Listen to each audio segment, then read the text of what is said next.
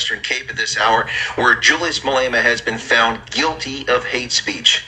While I take exception to the term and the charge of hate speech, because that's a made-up term, I do rejoice that someone inciting violence is finally being found guilty for their reprehensible behavior.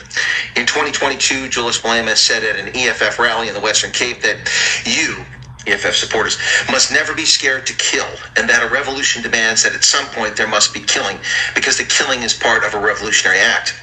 In his judgment, Judge Mark Scher stated that Malema singling out white males based on their race and calling for their murder in his speech is unacceptable. Well, duh.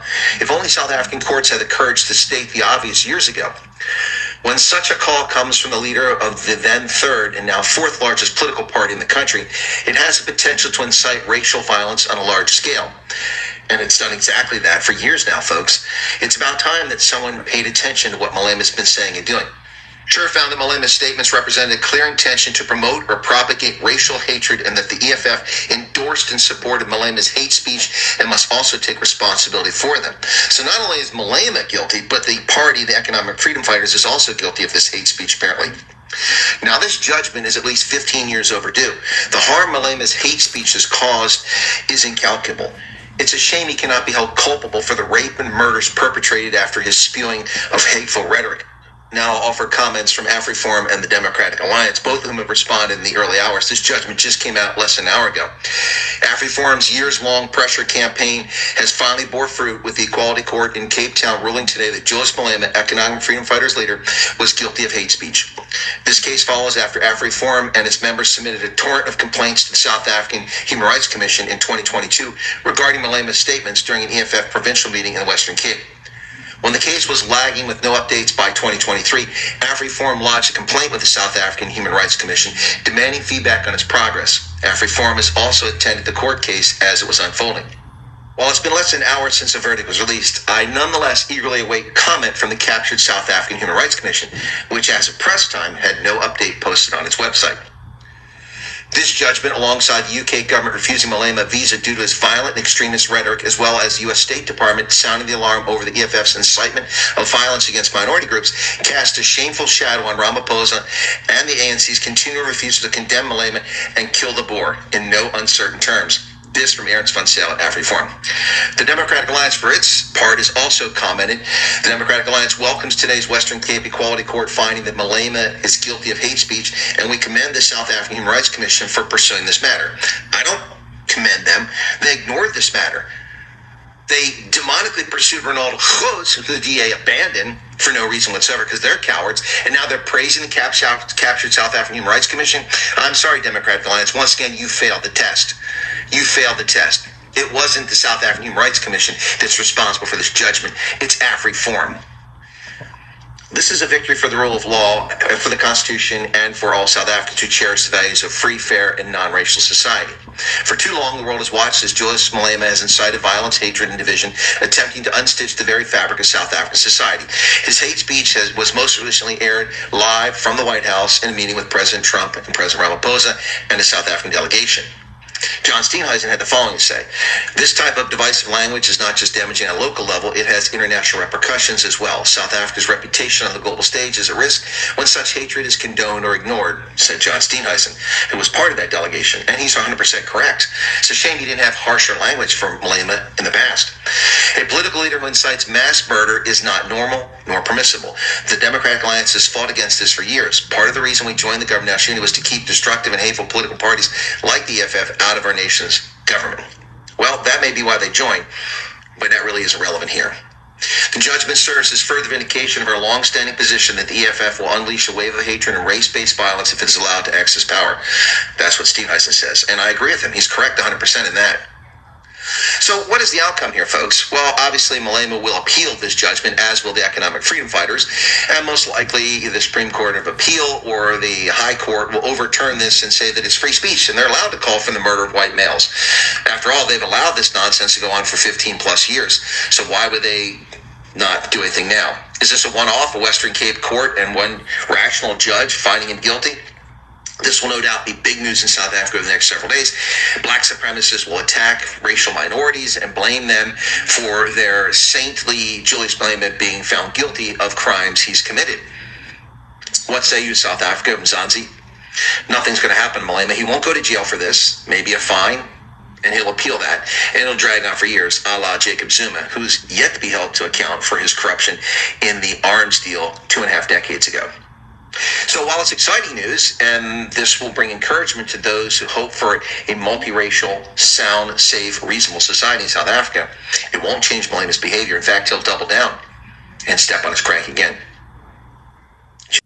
Family, there are breaking news that have come up that through Chris Wayne, that Julius Malema has been found guilty on the hate speech in Western Cape. If this is true, this will be a problem, but we know that Julius Malema is not going anywhere. He will never go to any jail. I know EFF will appeal this case and they will challenge the judge or the verdict that came out from this case. Because what Julius Malema is, when they say it's hate speech, it's when it affects the Boers. It's called hate speech. The minority who are holding on our land, more than 70%, it's in their hands when they are a minority.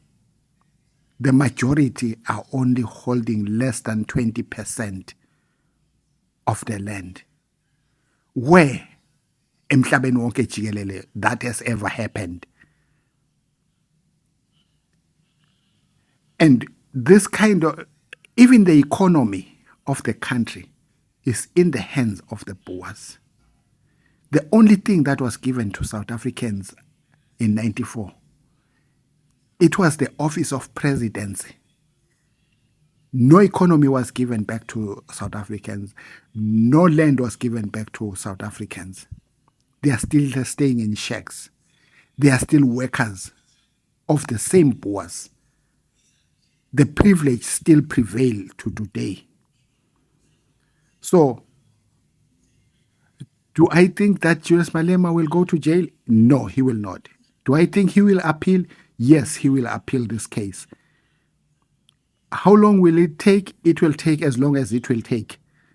But the fact that there is an outside influence through AfriForum that has been perpetuating lies, going to the US and telling Donald Trump, because they were not doing to each and every president that was there, but they only do to the one that they know this one is on our side, who has just gave white Afrikaners asylum in the US through lies that has been perpetuated that there is genocide against farmers, white farmers. We know there is crime in South Africa. It is not about white farmers. But we know that for the fact that in South Africa, the economy is in the hands of the minority. We know for a fact the land is in the hands of the minority. That is the cause, because when people do not own what they are supposed to own in their own land, these end up being the results. They fight. When they fight, the outside forces, then they come in. But what South Africans should do now is to look at AfriForum in a different way. They have caused this country. They have been going outside perpetuating lies about this country. It's time now. Whoever will take over the office of the president in South Africa should stand up and take no nonsense from AfriForum. They've done a big damage in our country. if this is the case that Julius Malema has been found guilty, those who went to US to perpetuate lies about South Africa should be thrown to jail forever. That is what is supposed to happen. This is South Africa, is not US. Why should they go to US and lie about South Africa when they stay here? They came as settlers in this country. So whatever that has happened to Julius Malema, that he had a hate speech, it's not about hate speech. Whenever somebody is hungry or feel ill-treated in his own country, when there is nowhere to go, they always stand up and say their peace of mind as to how they see this. Because if you don't fight for what you think is right, by fighting, I mean you stand up for your rights and say what is right, then is when the enemy will know that this is what we should do. Like Burkina Faso has done, like Namibia is doing. And many other countries are following up, like Zimbabwe did. No matter their economy went down through sanctions, but this is Africa. Africa is changing and Africa is uniting now. All these people will regret of what they are doing,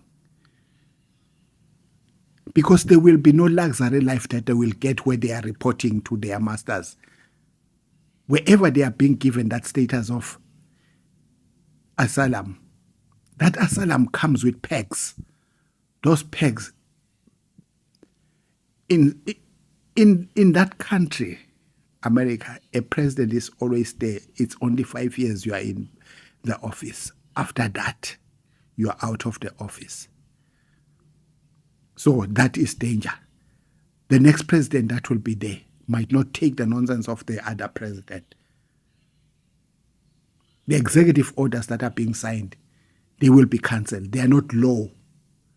They are there because of the same one who is still in office at that moment.